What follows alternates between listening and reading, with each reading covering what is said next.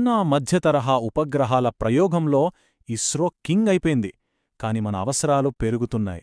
బరువైన కమ్యూనికేషన్ ఉపగ్రహాలను అంతరిక్షంలోకి పంపాలంటే పిఎస్ఎల్వి శక్తి సరిపోదు. అంతకంటే చాలా శక్తివంతమైన రాకెట్ కావాలి.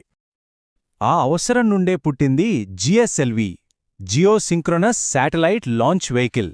దీని పనేంటంటే బరువైన ఉపగ్రహాలను భూమి నుంచి చాలా ఎత్తుకు తీసుకెళ్లి భూస్థిర కక్షలో పెట్టడం.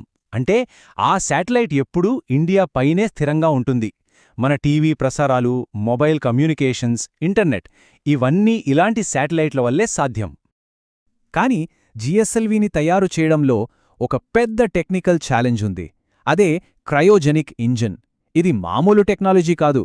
-250 డిగ్రీల చలిలో ద్రవరూపంలో ఉండే హైడ్రోజన్, ఆక్సిజన్లను మండించి అపారమైన శక్తిని పుట్టిస్తుంది.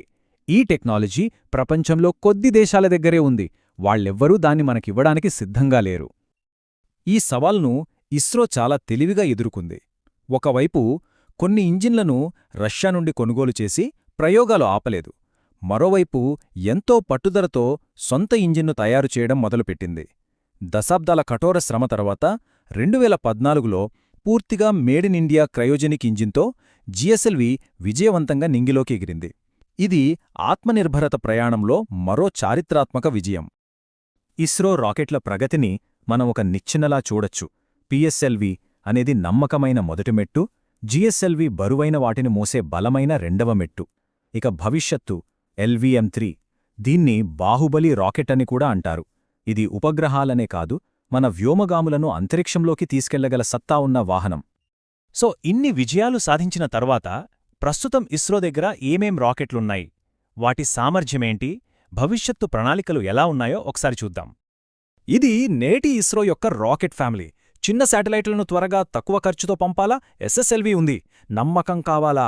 PSLV ఉంది. బరువైన కమ్యూనికేషన్ శాటిలైట్ కోసమా? GSLV ఉంది. ఇక గగన్యాన్ లాంటి మానవసహిత యాత్రలు, చంద్రయాన్-3 లాంటి భారీ మిషన్ల కోసమా? LVM-3 సిద్ధంగా ఉంది. అంటే ఏ అవసరానికైనా ఇస్రో దగ్గర ఒక సమాధానం రెడీగా ఉంది. ఒకప్పుడు సైకిళ్లపై మొదలైన ప్రయాణం ఇప్పుడు చంద్రుడిపై అడుగుపెట్టి సూర్యుడివైపు దూసుకెళ్తోంది. ఇన్ని విజయాలు సాధించిన ఇస్రో భవిష్యత్తులో ఇంకెన్ని విశ్వ అద్భుతాలను మనకు చూపించబోతోంది. దాని తదుపరి లక్ష్యమేంటి? ఆకాశమే హద్దు కాదని ఇస్రో మళ్లీ నిరూపిస్తుందా? కాలమే సమాధానం చెప్పాలి.